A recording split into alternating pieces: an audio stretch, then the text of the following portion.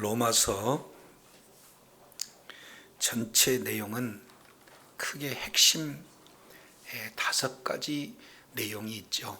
첫 번째는 죄, 두 번째는 의, 다른 말로 구원, 그리고 세 번째는 성화, 그리고 네 번째는 주권, 그리고 다섯 번째는 삶, 다른 말로 실천. 그래서 로마서 전체 서론과 본론과 결론으로 봤을 때 서론은 1장 1절부터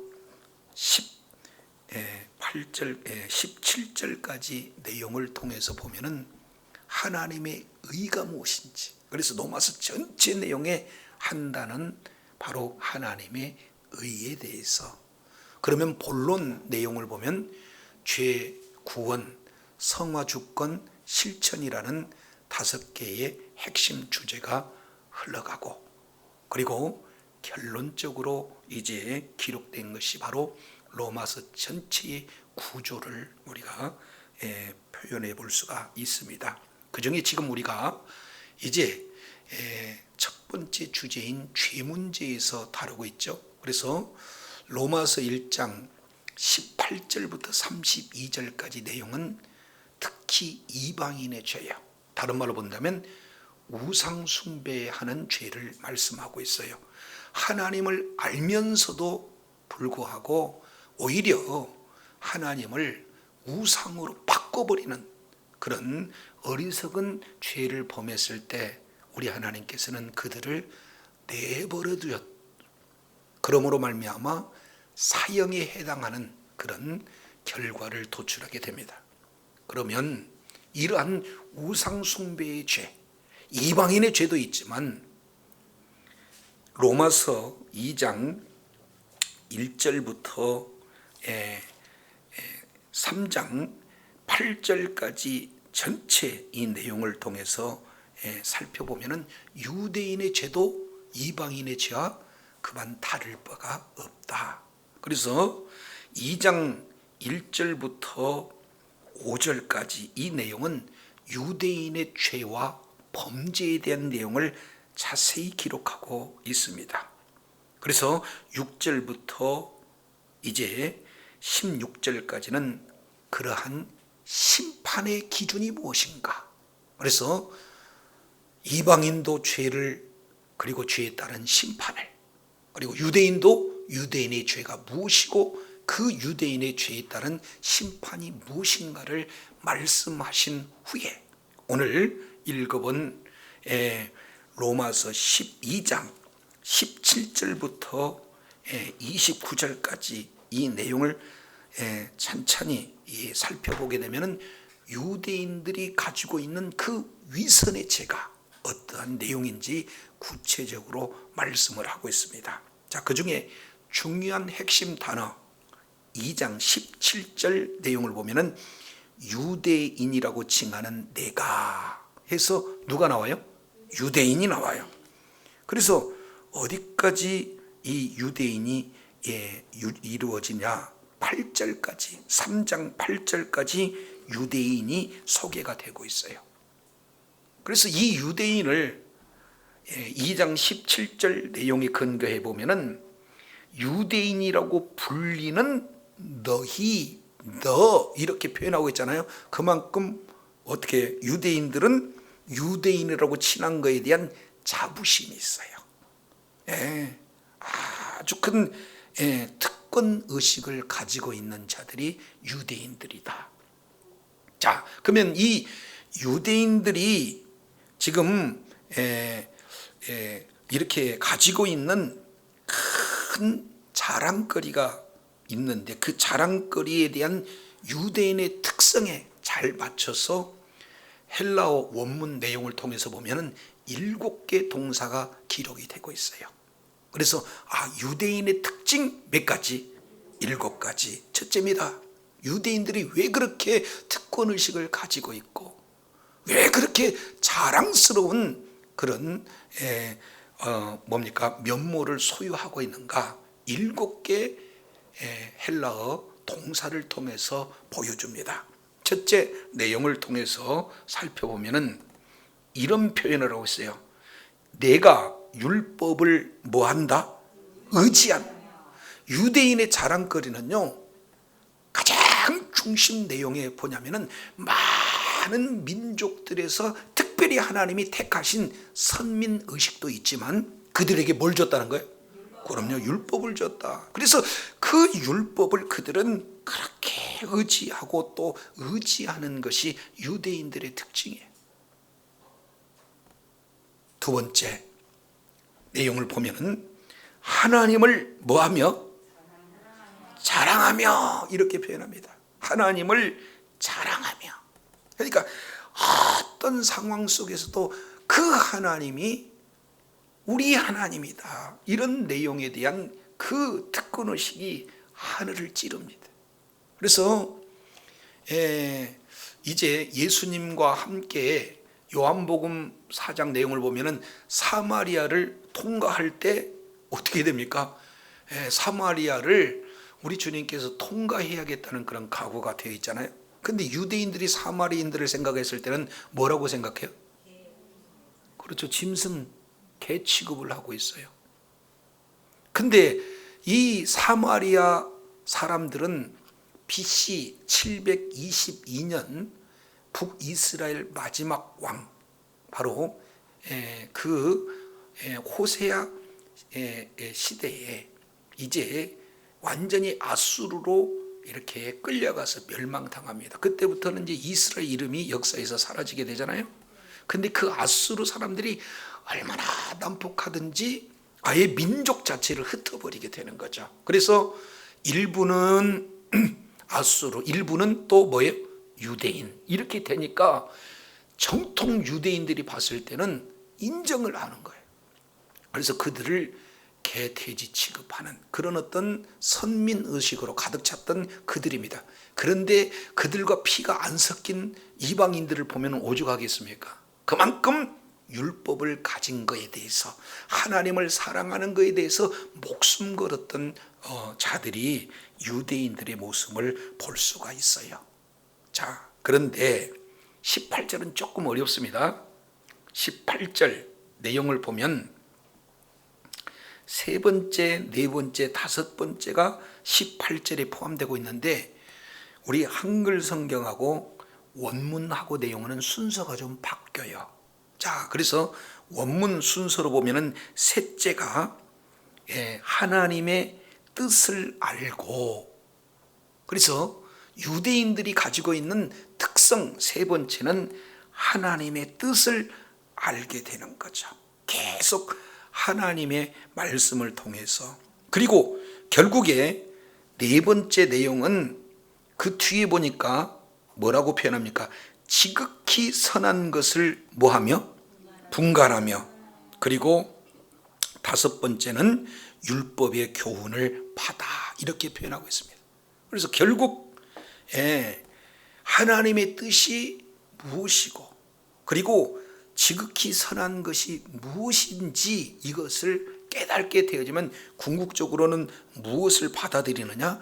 율법을 받아들이는 그런 어떤 내용들을 그들은 이렇게 추구하고 있는 것을 봅니다.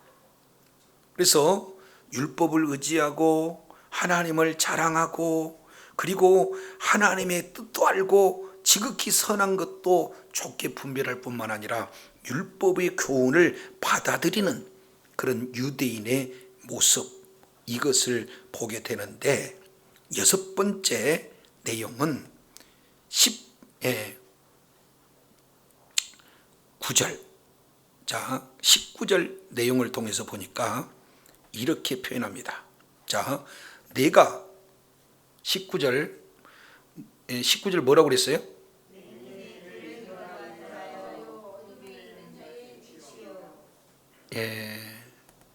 그리고 20절, 율법에 있는 지식과 진리의 모범을 가진 자, 이렇게 표현하고 있지 않습니까? 그러니까 여기에서 가지고 있는 내용은 율법에 뭐 있는 자? 가진 자 이렇게 지금 표현입니다. 그러니까 결국 율법이 뭐가 있는 자냐 보니까 율법이 있는 지식 이렇게 표현해요. 율법이 있는 지식.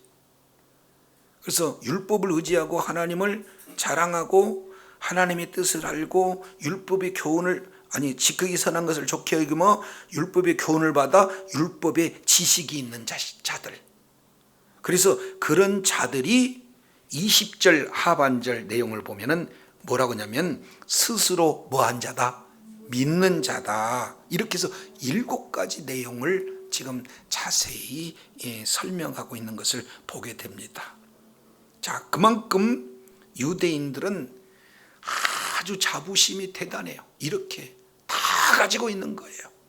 이방인들이 할 수 없는 그것들을 유대인들은 다 진행한 겁니다. 근데 마지막 이 내용을 통해서 살펴보면은 뭐라고 표현하냐면 지극히 선한 것을 좋게 여기고 그 다음에 율법의 20절 보니까 율법에 있는 지식과 진리의 모범을 가진 자 그랬잖아요. 근데 그걸 조금 더 부연적으로 설명하기 위해서 4가지를 말하고 있습니다. 첫 번째 내용을 통해서 보면은 맹인의 길을 인도하는 자다. 그리고 어둠에 있는 자의 빛으로 사는 자다. 그러니까 그들은요 모두가 다 앞을 보지 못하는데 이제 앞을 보지 못하는 그런 자들의 스승이다, 선생이다, 인도자가 된다, 이런 부분들에 대한 자부심이 그들에게는 아주 충만히 있다는 거죠. 그리고 뒤에 내용을 보니까 어둠이 있는 자의 뭐다? 빛이다. 모두가 다 어둠 가운데 있는데 그들은 하나님의 말씀을 받음으로 말미암아 어떻게 돼요? 빛으로 이렇게 스스로 알고 있어요. 자, 근데다가 뒤에 보니까 뭐라고 표현하냐면은 뒤에 20절 하반절에 율법이 있는 지식과 진리의 모범을 가진 자로서 어리석은 자의 뭐다? 교사다. 그러니까 앞서가는 선생으로 그들은 불리기를 원하고 어린아이의 선생이라고 스스로 믿은 그런 내용이에요. 그만큼 유대인들이 17절, 18절, 19절 이 내용을 통해서 보면은 7가지 그 동사와 그를 이렇게 뒷받침해 줄 수 있는 4가지의 그런 어떤 조건들. 그래서 하나하나 이 내용을 보면은 유대인들이 얼마나 마음 가운데 가지고 있는 그런 자부심이 뛰어난지 이걸 볼 수가 있어요. 자, 이런 정도면 유대인이 좀 뭐합니까? 우리는 탁월한 존재다라고 생각해 볼 수 있어요, 없어요? 있잖아요. 7가지 내용과 거기에 추가적으로 몇 가지? 4가지의 그런 자격을 다 그들은 구비했다라고 철석같이 믿고 있는 그들의 모습이에요. 자, 그러면은 이런 정도의 하나님의 그런 특권을 가졌다면 그 특권에 맞는 삶도 따라야 되는데, 자, 21절 지금 사도 바울은 크게 이제 5가지의 질문을 연거푸합니다. 자, 그렇다면 너희들이 그렇게 모든 내용을 자랑할 만큼 탁월한 그런 내용이 있다면 내가 질문하겠다는 거예요. 첫째, 21절 내용을 보면은 그러면 7가지 더하기 4가지 부연 설명, 그래서 총 11가지의 핵심적인 가치를 다 가졌다면 1번입니다. 다른 사람들을 가르치는 내가 내 자신은 뭐하지 않느냐? 가르치지 않느냐? 그러니까 다른 사람을 가르치는 위치라면은 다른 사람을 가르치기에 앞서 누구를 가르쳐야 된다? 자기 자신을 가르쳐야 된다. 이것을 지금 반문하고 있는 것을 보게 됩니다. 이것을 우리가 조금 더 이해하려면 누가복음 11장 잠깐 보고 오겠습니다. 누가복음 11장 내용을 보면 이런 표현을 하고 있어요. 누가복음 11장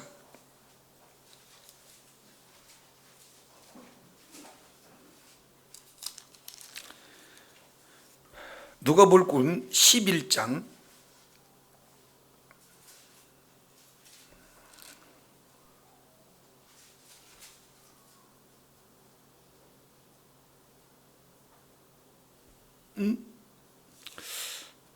'자, 지금 뭘 찾아야 되는데 제가 이게 못 찾는데, 어떤 내용이냐면 자기도 들어가지 않고 천국에 들어갈 자를 못 들어가게 한다. 지금 그 내용을 찾으려고 했는데 잘못 찾았어요.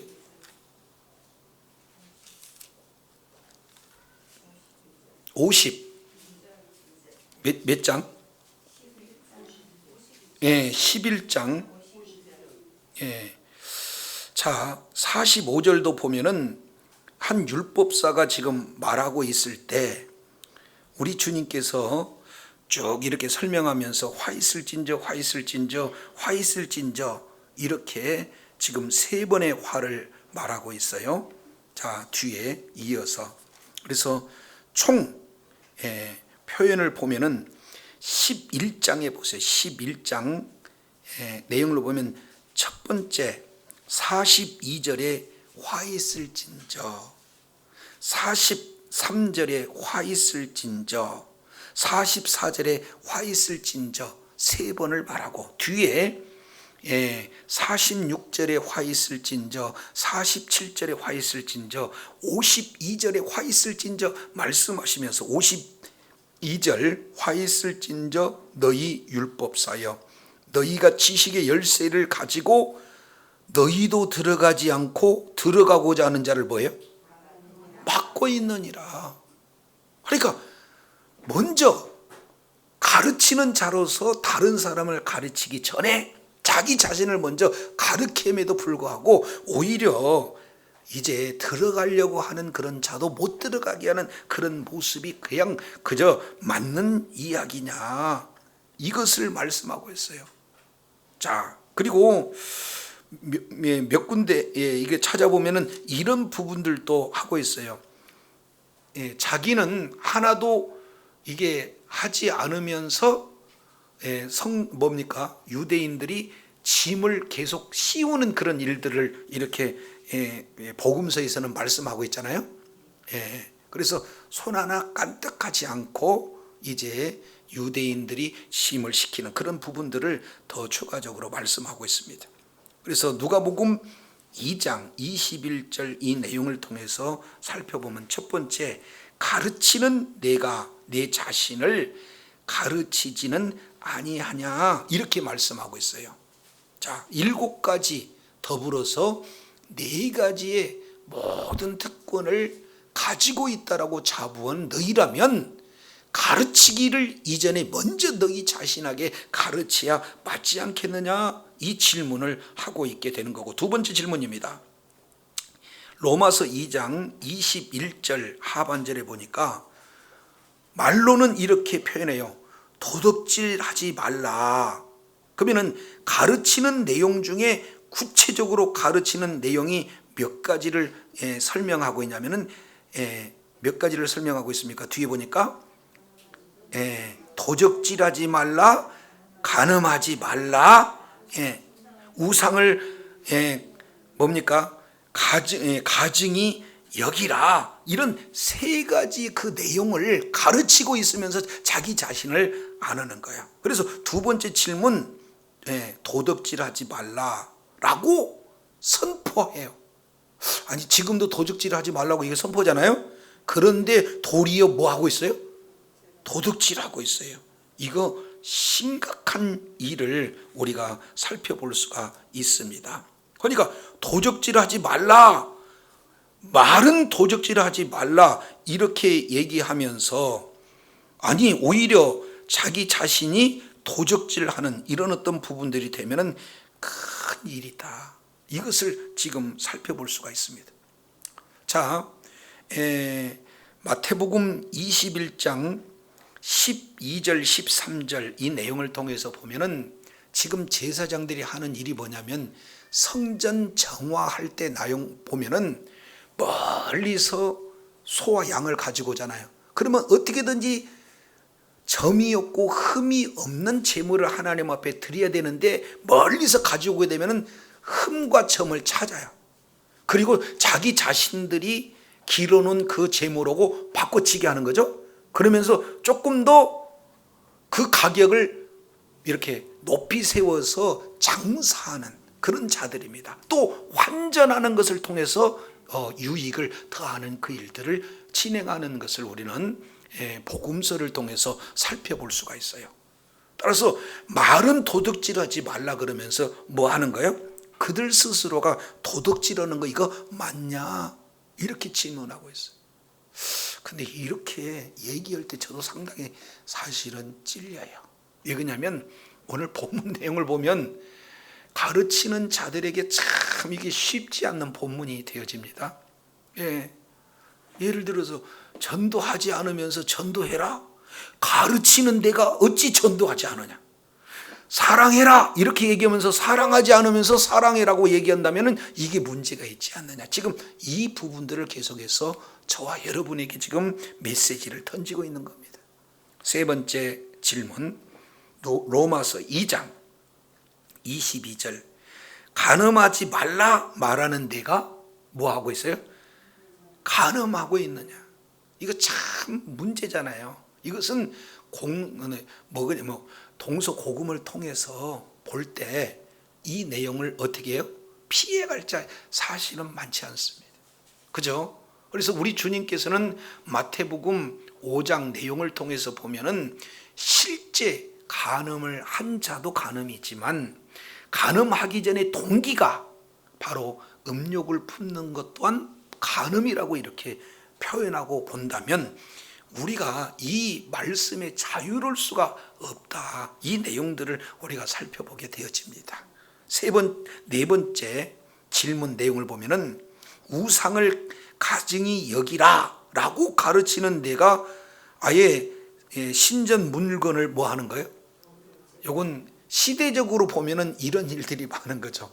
신전에 가면은 값 나가는 그런 물품들이 많이 있다는 거예요. 그러니까 제사장들이 안 된다 하면서 이거 돈 되니까 또 슬쩍 하는 그런 경우가 시대 속에 나타난다는 거예요. 이런 하나하나를 지금 유대인들은 겉으로 그들이 가지고 말씀을 지키기 위해서 목숨을 걸고 말씀을 전수하기 위해서 그들은 목숨을 걸고 말씀대로 살려고 그냥 목숨 걸고 이제 삶을 사는 것 같이 겉으로는 드러나는데 실상을 통해서 이 질문 앞에 자유로울 수 있는 사람들이 없다라는 사실을 볼 때 그들은 겉과 속이 다른 삶을 살고 있다. 그래서 이것을 전체적인 한마디의 용어로 본다면 외식이라고 표현을 할 수가 있어요. 저도 여러분도 지금 유대인 그러면은 어찌 따져보면은 종교 생활의 지존이죠. 최고 높은 경지에 있는 그런 자들이에요. 그래서 겉으로는 종교의 모든 규모, 모든 그런 절차들을 체계를 잘 갖추고 있는 자들이 누굽니까? 유대인들이에요. 그래서 레위기서 내용을 통해서 살펴보면은 제사의 종류를 얘기하고 제사를 드리는 방법을 얘기하고 또한 1년 전체를 7개의 절기를 통해서 어떻게 시간 관리를 진행하며 해야 될 것인가 하나하나를 너무도 정확하고 체계적으로 말씀을 하고 있기 때문에 우리가 그 종교 생활을 하는 그 체계 이 부분만큼은 유대인들을 따라갈 수 없을 만큼 그들은 잘 갖춰져 있다 그 말이죠. 근데 막상 그 중심을 따지고 봤더니 가르치는 사람이 다른 사람은 잘 가르치지만 가르치기 전에 자신이 가르쳐야 할 그런 내용들을 하나하나 점검해 보니까 그들이 정말로 가르칠 위치에 있는 것 같아요. 가르쳐서는 안 될 위치에 있는 것 같아요. 그렇습니다. 저도 여러분도 사실은 마찬가지예요. 그래서 이 부분들을 지금 유대인들은 이방인과 별반 차이가 없다라는 사실을 말씀하고 있습니다. 그러면서 아니 23절 내용을 보면은 질문의 결론적인 질문을 5번째로 진행합니다. 자, 23절 내용을 보면은 이런 표현을 하고 있어요. 율법을 뭐 하는 자? 자랑하는 자. 그 자랑하는 네가 율법을 범함으로 하나님을 뭐 한다? 이거 참 쉬운 일이 아니에요. 쉬운 일이 아니에요. 그러니까 나는 성경을 맺독했어요. 나는 성경 말씀을 몇 구절 암송해요. 나는 날마다 큐티해요. 날마다 예배해요. 그런 것은 참 좋은데, 그러면 말씀을 가졌고 하나님과의 관계성이 긴밀하고 어떻게든 하나님 앞에 영광 돌리기를 원하면 그런 삶도 그렇게 살아야 될 줄로 믿습니다.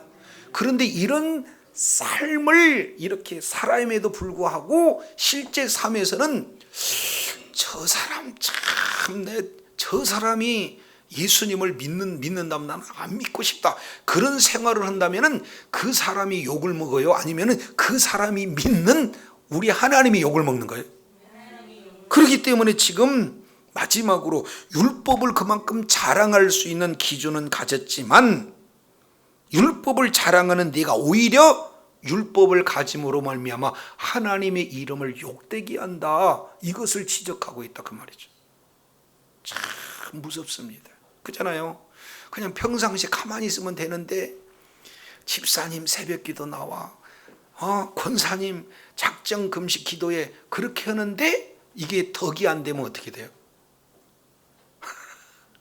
그래서 재미있는 얘기로 어떤 분이 이렇게 얘기해요. 내가 그 말 저는 뭐 이렇게 자주 보지는 않았지만, 자, 어떤 분이 아주 그냥 이 문제만큼은 주님 앞에 이렇게 해결을 봐야 된다 해가지고 작정해서 이렇게 함께 금식기도원에 들어갔다는 거예요.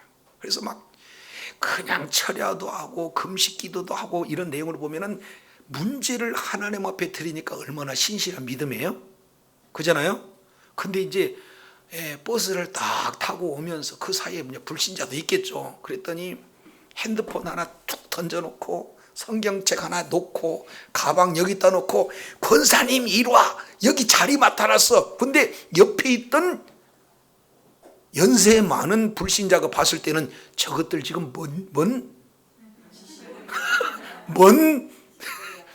일을 저렇게 해? 이렇게 한다면은 그 충만한 그 은혜가 하나님 앞에 영광이 되겠으며 하나님 나라에 가치 있는 일이 되겠냐 그 말이죠. 우리의 사소한 삶 가운데. 그런데 유대인을 이 7가지의 동사와 그를 보충해 줄 수 있는 4가지의 그런 보충 설명을 통해서 약 11가지 내용을 구석구석 살펴봤더니 유대인이 가지고 있는 그 좋은 장점이 있는데 5가지 질문을 딱 하나하나 던져봤더니 결국에 하나님을 영화롭게 보다는 하나님을 뭐하게 만들어요? 욕되게 만든다는 그 사실을 지금 로마서 기자가 이렇게 지적하고 있어요. 근데 그게 유대인의 자리에 저와 여러분이 앉아 있을 수 있다. 이것은 바로 지극히 외식적인 신앙의 모습을 그대로 보여주고 있는 거예요.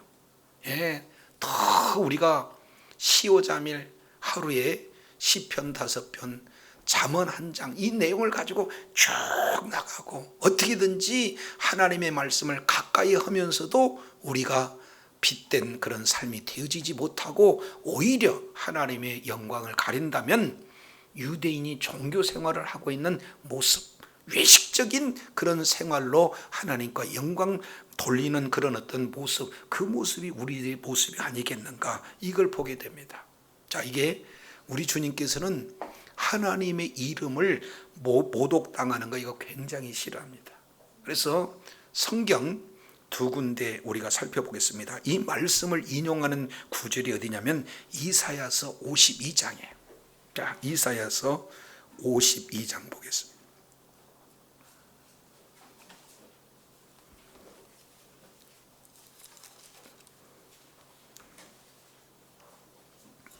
이사야서 52장 4절 주 여호와께서 이같이 말씀하시되 내 백성이 이왕에 애굽에 내려가서 거기에 뭐하였고? 거류하였고, 두 번째, 아수르인은 공연히 그들을 뭐했다? 압박했다. 그래서 이스라엘 백성들이 애굽에서 고난받고 또 아수르 사람들한테 고난받는 그 역사를 거론하면서 52장 5절 여호와께서 말씀하시되 내 백성들이 어떻게 잡혀갔으니? 그러면 까닭없이 잡혀갔는지, 죄 지을 만한 일이 있어서 잡혀가는 그런 어떤 내용이 아니라는 거예요. 내 백성이 까닭없이 잡혀갔으니 내가 여기서 어찌할꼬 하면서 여호와께서 말씀하시되 그들을 관할하는 자들이 떠들며 내 이름을 항상, 그리고 내 이름을 종일토록 뭐한도다? 더럽혔도다. 그러므로 내 백성은 내 이름을 알리라. 이렇게 지금 말하고 있어요. 이 내용이 무슨 얘기냐? 이스라엘 백성들이 왜 그냥 까닭없이 끌려갔냐 그 말이요. 따지고 봤더니 하나님의 말씀에 불순종하니까 그 불순종의 결과로다 바벨론으로 이렇게 끌려가는 그런 모습들을 지금 이렇게 보여주고 있는 겁니다. 하나님의 말씀에 불순종하게 되어지면은 신명기 28장 15절 이하 내용을 통해서 보면은 말씀에 불순종하면 들어가도 저주 나가도 저주인데, 그러면 그 저주가 무엇인가 봤더니 첫 번째는 애굽에 있는 모든 질병이 임한다는 거예요. 말씀에 불순종했을 때. 두 번째, 하늘이 도시되고 하늘 만무니까 땅이 이제 철이 되어서 하늘문이 땅문이 다 막혀서 이 땅에 기근이 일어난다는 겁니다. 그리고 세 번째는 환경적인 측면으로 주변의 모든 대적들이 몰려와서 성읍을 에워싸니까 들어갈 수도 없고 나갈 수도 없는 그런 위기형 가운데 놓일 수밖에 없다. 그런데도 여전히 깨닫지 않고 돌이키지 않고 말씀에 불순종하게 되면 아예 한 나라를, 흉악한 나라를 불러서 그 나라를로 끌어가게 만든다. 이것이 저주의 형태입니다. 근데 이스라엘 백성들이 하나님의 말씀에 불순종함으로 말미암아 계속 선지자를 보내서 돌이키라고 했는데도 불구하고 회개하지 않으니까 이스라엘 백성들은 어디로 끌려가는 것으로 역사가 마무리가 됩니까? 바벨론으로 끌려가요. 거기서 70년 동안 바벨론으로 끌려가는 그런 모습들을 보게 돼요. 자, 그러면 이것은 여호수아서 뭡니까? 4장 5장 이 내용을 통해서 보면은 엘리의 아들 아들 홈니와 비나스가 하나님의 법궤를 가지고 블레셋 군과 싸웠을 때 블레셋 군이 법궤를 탈취해 가지고는 법궤를 블레셋으로 끌고 가잖아요. 그러니까 블레셋 사람들이 어떻게 얘기냐면은 우리 다곤, 사실은 물고기거든요. 물고기 신이 여호와 신을 이겼다 해가지고는 그러면은 여호와가 우리 신을 경배해야 되지 않겠느냐고 다곤 신에다가 그들이 딱 갖다 놓은 거예요. 그러니까 천지 우주 만물을 창조하신 여호와 하나님이 그 물고기를 가만두겠어요? 확 뒷다리를 걸어버리지. 그러니까 다곤이 그냥 덜퍼덕 쓰러져 있잖아요. 그래서 가만히 봤더니 여호와 하나님이 다곤을 경배해야 돼? 다곤이 여호와 하나님을 경배해야 돼?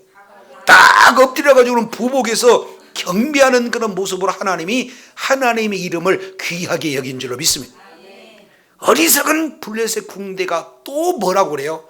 또 세워놔. 그러니까 아예 목 잘라버리고 팔 잘라버리고 다리 잘라버리는. 그런데 그래도 이네들이 이해를 하지 못해요. 우리 하나님은 영광을 이방인에게 뺏기지 않는 분인 줄로 믿습니다. 사람들이 잘못하니까 우리 하나님께서 블레셋 사람들한테 일시적으로나 모욕을 당하잖아요.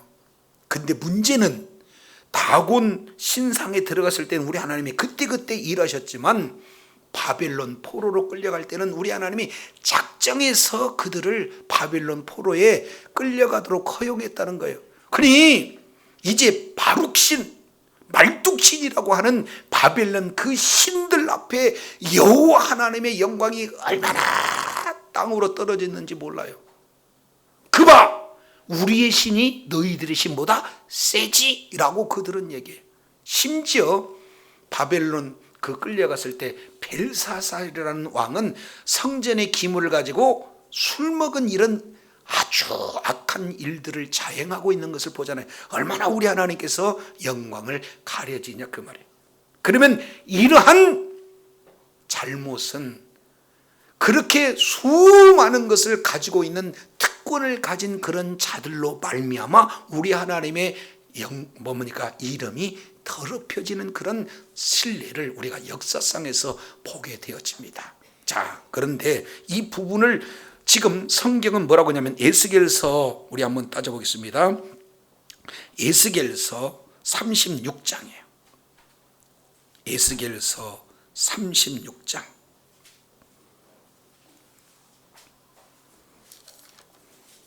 (36장)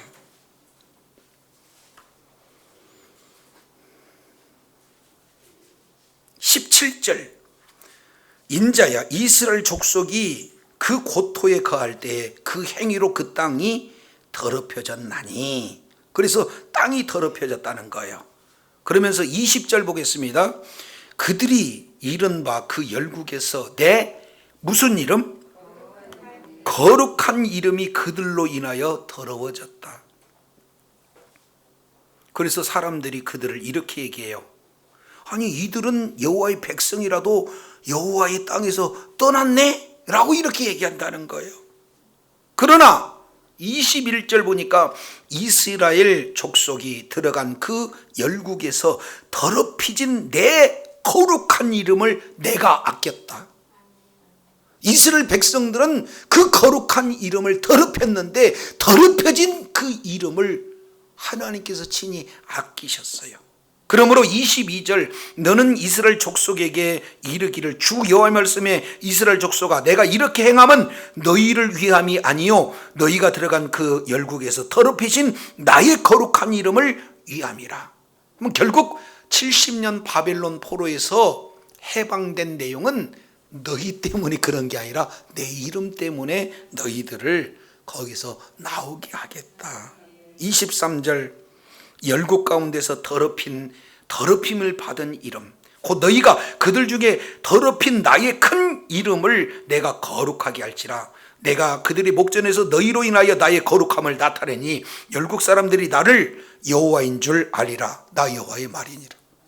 결국 이스라엘 백성들의 힘으로는 절대적으로 바벨론에서 해방될 수 없는 상황인데도 불구하고 하나님께서 그 일을 하면은, 야, 하나님 진짜 살아계시네. 이렇게 하나님을 불신자인 이방인들조차도 하나님의 그 거룩함을 봐서 경험해서 알게 된다. 이런 부분들을 말씀하고 있습니다.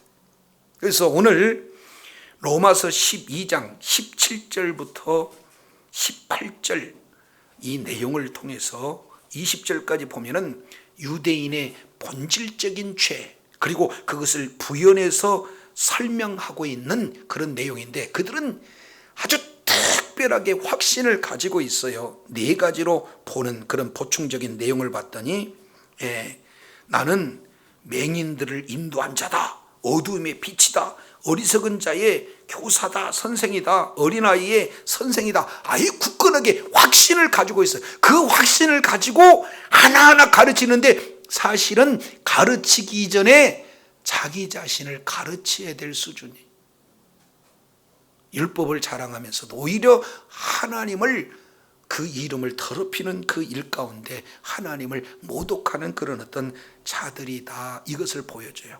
자, 그러면서 구체적으로 왜 그렇게 이루어졌는가, 25절 할례를 갖고 설명을 해줍니다. 자, 25절 내용을 보겠습니다. 로마서 2장 25절, 내가 율법을 행하면 할례가 뭐하나?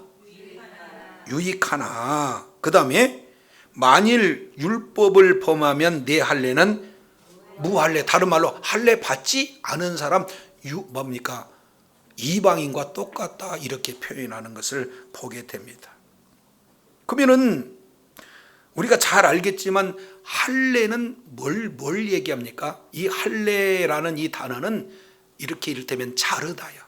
그러니까 신체의 일부를 잘라내므로 할례를 통해서 나는 하나님의 백성이다, 하나님의 언약 백성이다라고 구분짓는 그 구별이 뭡니까? 할례를 통해서 나타나요.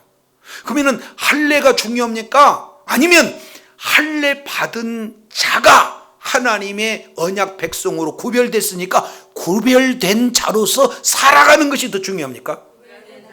근데 그들은 할례 받았다, 다른 말로 구별된 백성으로 언약을 붙들고 사는 것보다도 자랑거리가 뭐예요? 나는 할례를 받았다 이렇게 얘기한다면 설령 할례를 받는 행위가 있다 할지라도 말씀을 지키지 않으면 그 자는 할례를 받았으나 안 받는 것과 똑같은 취급을 당한다. 다른 말로 이방인 취급을 당한다는 것이 주님께서 말씀하시는 내용입니다.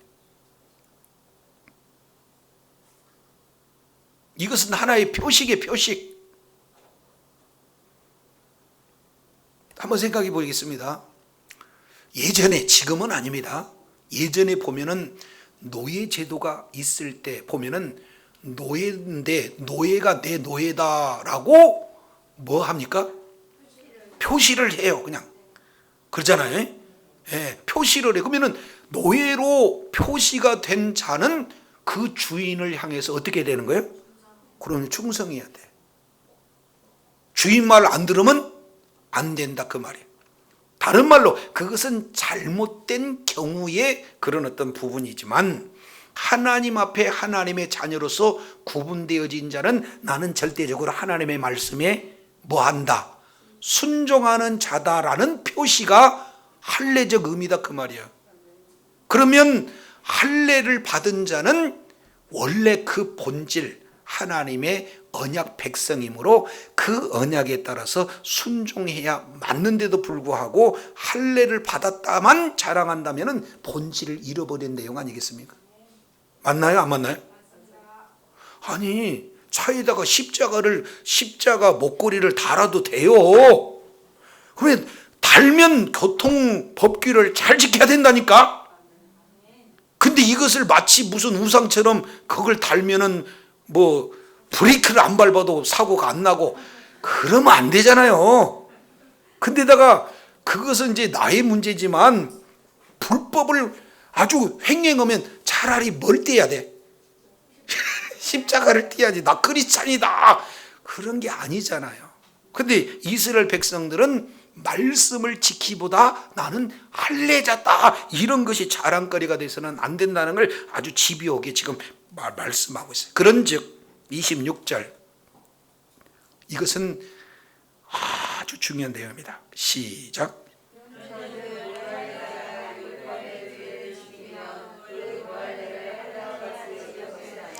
반대로 무할례자, 할례를 안 받았어요. 그랬는데 율법의 규례를 지키면 그 무할례자를 뭐예요? 그러니까 할례가 중요한 거예요? 그 율법을 지키는 게 중요해요? 그러니까 우리 하나님께서 율법을 지키는 것이 그만큼 중요하다. 그래서 율법을 제정하신 그 의도, 형식보다는 내용, 동기가 더 중요한 부분들을 아주 구체적으로 표현해요. 근데 이것을 유대인이 들었을 때는 얼마나 충격받는 내용이겠어요? 그잖아요. 나는 할례 받은 민족이야 이렇게 얘기를 했는데 할례 받은 것은 무할례하고 똑같아. 근데 할례 받지 않는다라고 지적하고 있는 그 자리 그 자들을 향해서 쟤네들이 진짜 할례 받았다 그러면은 얼마나 유대인들이 충격적이냐 그 말이죠. 저도 여러분도 이런 부분들을 잘 깨달아야 돼. 예수를 믿고 세례도 받고 우리가 살아가는 그런 내용에 설령 세례는 못 받았어요. 예수 믿는 믿음을 가졌다 할지라도 그런데도 말씀대로 살라고 애를 쓰고 빗된 삶을 살라고 애를 쓰는 그런 사람들을 우리 주님이 세례 받은 것은 사실은 진짜 세례 받은 사람은 세례 아직 안 받았는데 저 사람이 세례 받은 거다 이렇게 얘기하면 얼마나 우리가 충격이겠냐 그 말이죠. 그래서 율법을 지킨다라는 그 지키겠다는 표식인 할례와 언약 공동체 안에 들어왔다는 표식인 그 할례와 설령 표식이 없다 할지라도 언약 공동체 안에 들어온 자로서 언약 공동체에 걸맞는 하나님의 말씀, 율법을 지키는 그 자가 진짜 할례 받은 자로 우리 하나님께서 여기신다. 이것은 굉장히 충격적인 내용이에요. 자, 그래서 27절 이렇게 표현합니다. 27절 뭐라고 표현합니까? 또한 본래 무할례자가 율법을 온전히 지키면 율법 조문이나 할례를 가지고 율법을 범하는 너희를 뭐한다? 거꾸로 에게하고 정지해버려. 이거 너무나 치욕적인 그런 어떤 부분이 아니냐, 이걸 봐요. 자, 여기서 좀 어려운 표현이 나와요. 뭐라고 표현하냐면 27절 내용을 보니까 율법의 뭡니까? 온전히 지키면 율법 뭐과? 율법 조문. 여기서 율법 조문이라는 것은 문서화된 율법을 얘기해요. 다른 말로 본다면 구약 성경을 얘기합니다. 그러니까 이스라엘 백성들은 크게 두 가지를 가졌어요. 하나는 성경을 가졌어. 그리고 또 하나는 그 성경을 이렇게 뭡니까? 성경 안에 공동체라는 할례 언약까지 가지고 있어. 그런 모든 것을 다 가진 잔대에 율법을 이렇게 범해버리면 성경도 별로 모르고 할례도 받지 않았는데 그 사람한테 네가 그렇게 살 수 있느냐, 이렇게 판단을 받는다면 얼마나 치욕적인 역사인지 몰라요. 자, 역사 신학에서는 이렇게 표현해요. 영국이 사실은 해적의 나라, 도적질을 하는 그런 나라, 아니 예전에. 그런데 그 해적의 나라, 도적의 나라에 복음이 들어갔어요.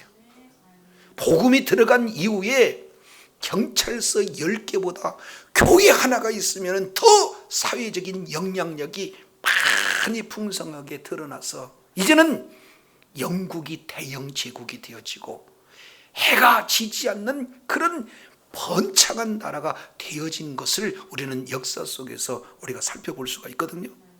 그런데 복음이 교회를 통해서 전해지지 않고 복음이 복음되지 않으니까 이제 얼마나 급속도로 이게 쇠락의 길을 걷는지 몰라요.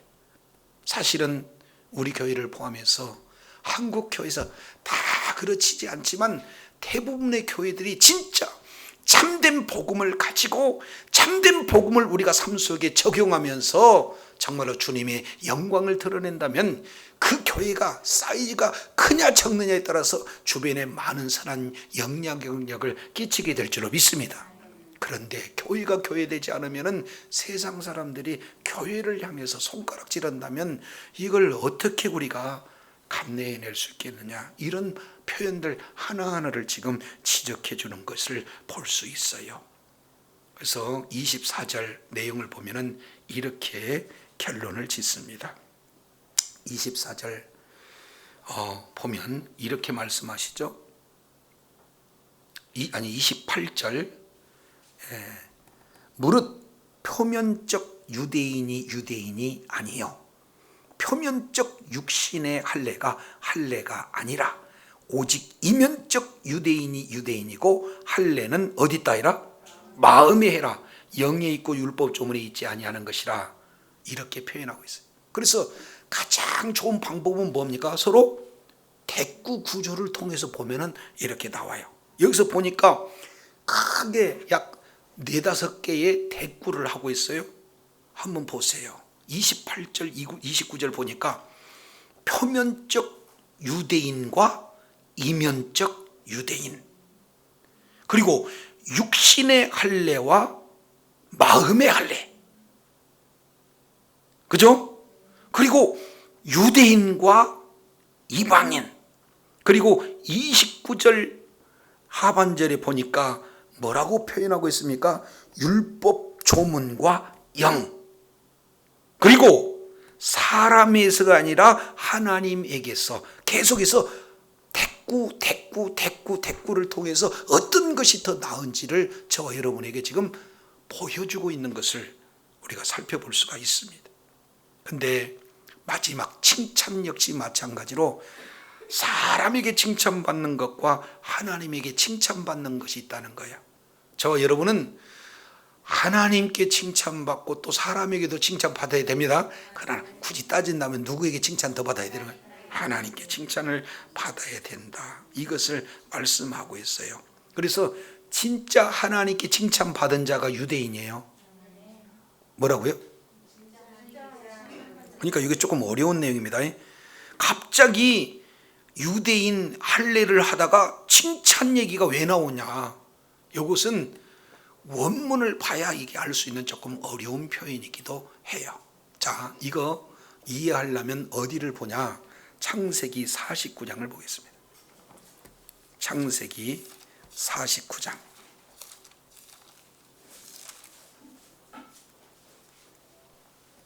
창세기 49장 8절을 우리 한번 읽도록 하겠습니다. 창세기 49장 몇 절? 8절. 시작.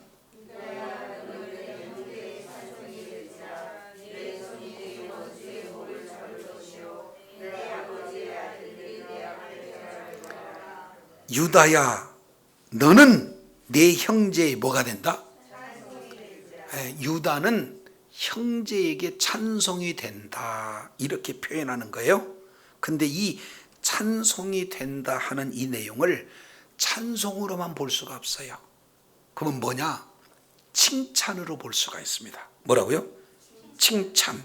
그래서 유다, 이것은 헬라어로 유다라고 하고 히브리어로는 예후다 이렇게 표현해요. 그래서 우리는 유대인, 그런데 원래는 유다인이야. 근데 이게 유다인이 바뀌어서 유대인으로 바뀌어지는 거죠. 그러면 유다라는 뜻은 뭐냐? 형제에게 칭찬받는 자가 원래 유다의 뜻이에요. 그것을 다르게 표현하면 형제에게 찬송받는 자다, 이렇게 표현하는데, 아니 형제에게 찬송받는다는 것이 이게 힘들잖아요. 그러니까 유다 그러면 뭐예요? 칭찬받는 자. 이게 유다의 본뜻이다. 이것을 우리가 살펴볼 수가 있습니다. 그래서 유대인들은 칭찬받는 자예요. 근데 누구에게 칭찬받아야 되느냐?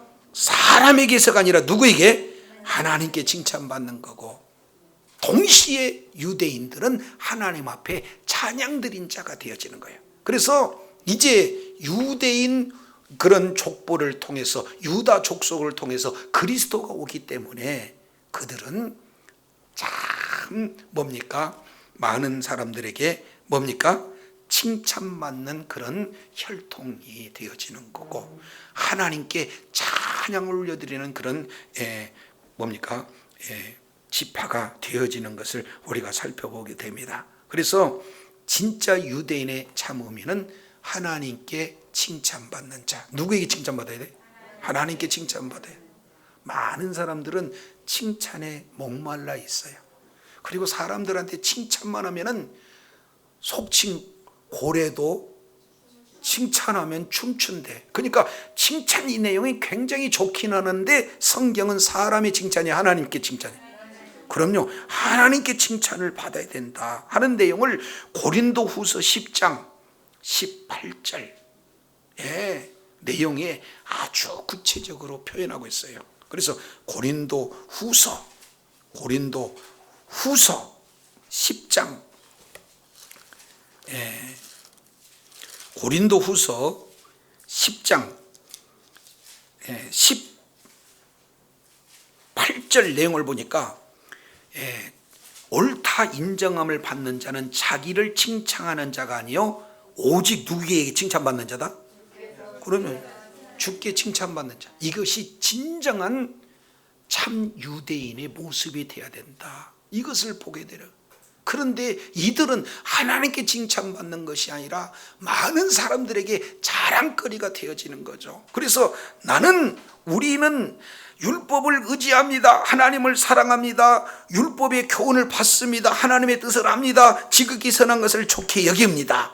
그리고 이제 모든 율법이 있는 지식과 진리의 규모를 가진 자입니다. 그리고 우리는 이 사실을 스스로 확신하는 자입니다. 이렇게 그들을 간진다는 거예요. 그래서 더 확신을 갖고 있는 그런 내용이 우리는